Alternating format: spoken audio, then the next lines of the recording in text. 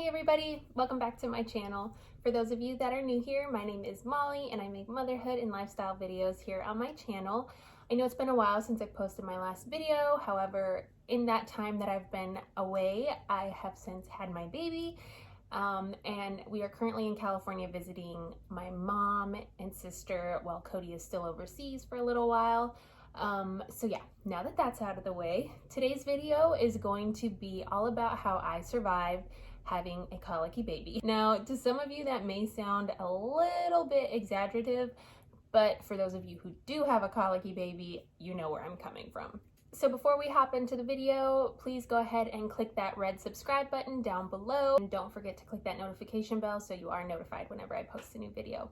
So with that being said, let's hop into the video. All right.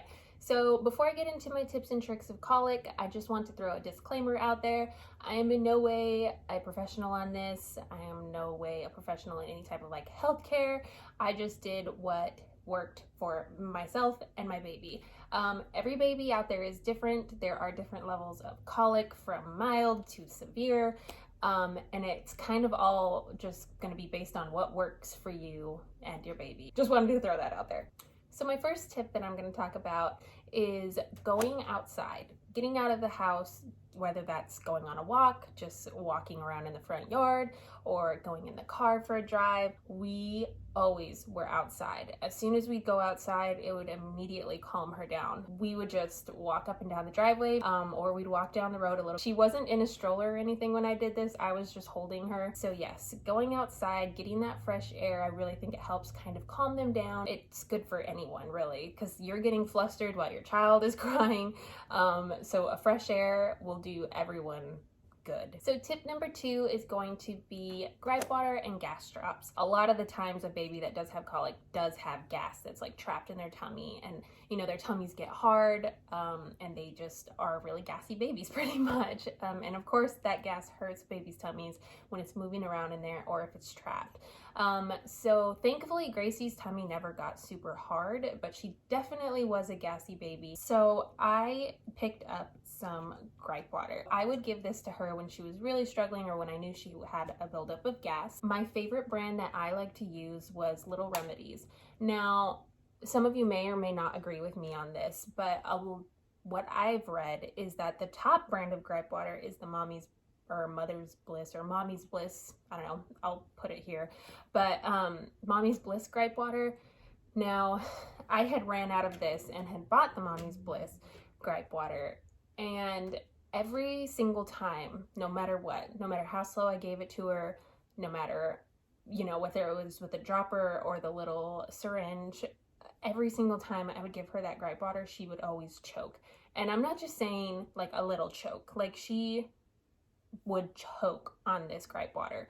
So I threw that bottle away and I left and I went and got the Little Remedies brand, because I just swore up and down at that moment that I was never going to give her Mommy's Bliss again, just because it's really scary when your baby is choking like that. So I don't know what was going on, if it was just the bottle I got or if it's that brand. Let me know down below if you've ever had problems with that brand before, but I will always just go straight to Little Remedies from now on and forever. This Little Remedies, it does come in a 2-pack. There's a daytime and there's a nighttime. Basically the only difference is this one contains chamomile and you do give them a smaller dose of this one. On the days that she was really fussy and gassy, I would give her these.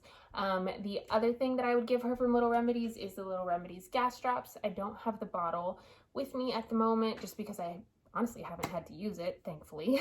This was also really helpful. It's very similar to like Milacon. It just kind of helps break up the gas bubbles in their tummy and get things moving. So moving on, tip number 3 is going to be a white noise.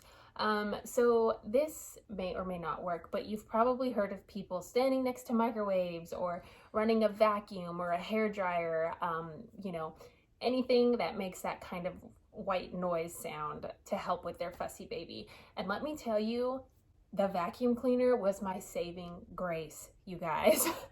I would literally just turn on my vacuum cleaner and stand next to it and she would totally quiet down. it was almost part of like the nightly routine. That white noise was so helpful. So out of all these tips, I would probably say that that is like my top tip, because it was amazing. All right, so my next tip, I believe tip number 4, is going to be baby massage. Now this one was kind of a hit or a miss for us. Now Gracie loved being in the bathtub, and so when she was really fussy, I would put her in the bath and that would really help calm her. But once we would get out of the bath, I would always try to do like a little bit of a baby massage. Now this helps for moving gas, if you kind of like massage their tummy. I would also massage Gracie's feet. Now that sounds really like bougie for my baby to get a foot massage, but honestly, when she was really fussy after the bath, that would always really help to calm her down. I mean, hey, I don't blame the girl. I like getting my feet rubbed too. But that was one of my other little tricks that I would use, especially towards the end of the night when she really was starting to go super downhill. And then as well, when I was doing like the tummy massage and the foot massage, I would also do little bicycles. But that movement and really trying to, you know, kind of push that gas out in a way, is very helpful as well and gives them relief too. Alrighty, so my 5th tip, we're getting towards the end here, is going to be hard for some of you as it was for me. And honestly, I still struggle with it now, and I think any mother does, but that's going to be asking for help. But honestly, when you have a baby who is crying nonstop, asking for some type of help, whether that's from your spouse, your mom, your mother-in-law, like your friend, asking for help is so important. It was so hard for me. I hate asking for help.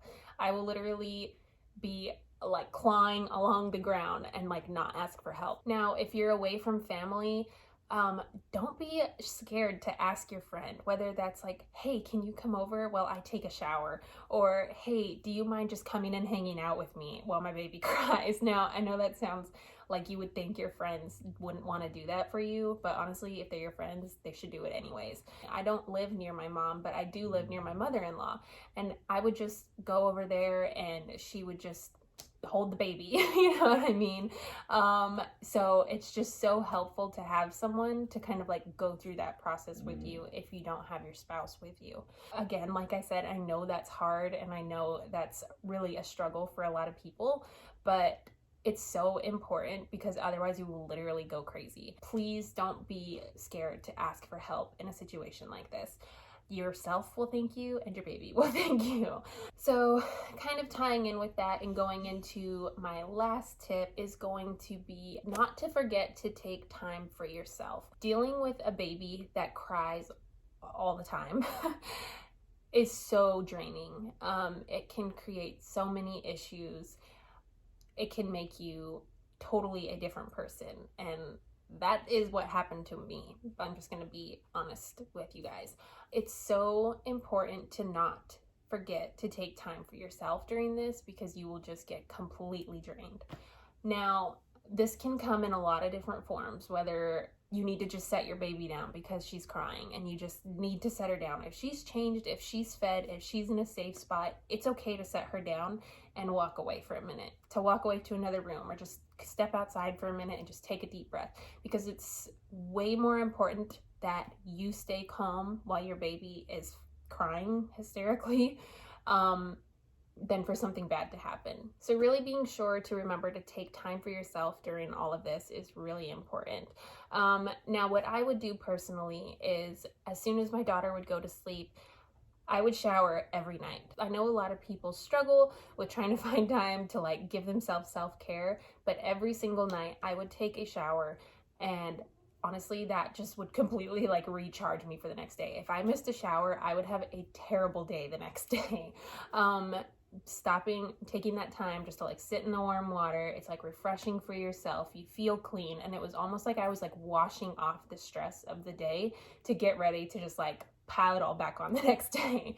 Also, what I would do is I was working out back then. I had signed up for like Beachbody and stuff like that, and every night after I would lay Gracie down, I would do my workout and then hop in the shower. That was really helpful. It was like a stress relief again. Like I could kind of just like throw it into my little workout. And it was by no means like intense or anything like that, but it definitely was helpful to kind of like release those endorphins and whatnot. You could paint your nails. You could give yourself like a little pedicure or something like that. You and your spouse could just go sit and talk, or, you know, take a bath together, you know, anything like that. Anything that makes you feel better and kind of helps to like recharge you for the next day. Because like I said, that is so important, and that's going to be about the only thing that's going to get you through this phase. Okay, everybody, so that is going to be the end of this video. I hope that some of these tips were helpful for someone out there, whether or not they fix it, or whether or not they just help it, or whether or not just like hearing from someone who's been in the same boat as you. I just hope that in some way it helped a little bit. Just remember to stay patient and just take deep breaths, and everything is going to be okay, and eventually they will come out of it. My daughter, unfortunately, it took about 6 months or so. She is 6 months right now, but I do think that we're starting to come out of it. Honestly, there is light at the end of the tunnel, and when it does get here, you're going to be so happy to have a happy, healthy baby when they are out of the colic zone. Again, I hope some of this was helpful to someone out there. So if you liked today's video, please go ahead and give this video a thumbs up. Don't forget to subscribe down below and turn on that notification bell so you know whenever I post a new video. Please go ahead and leave any video ideas you have down below. If you have any questions about colic or anything else that I tried, please ask them below. I will be watching the comments and responding to each comment. So yes, thank you guys so much for watching, and I hope to see all of you in my next video. Bye!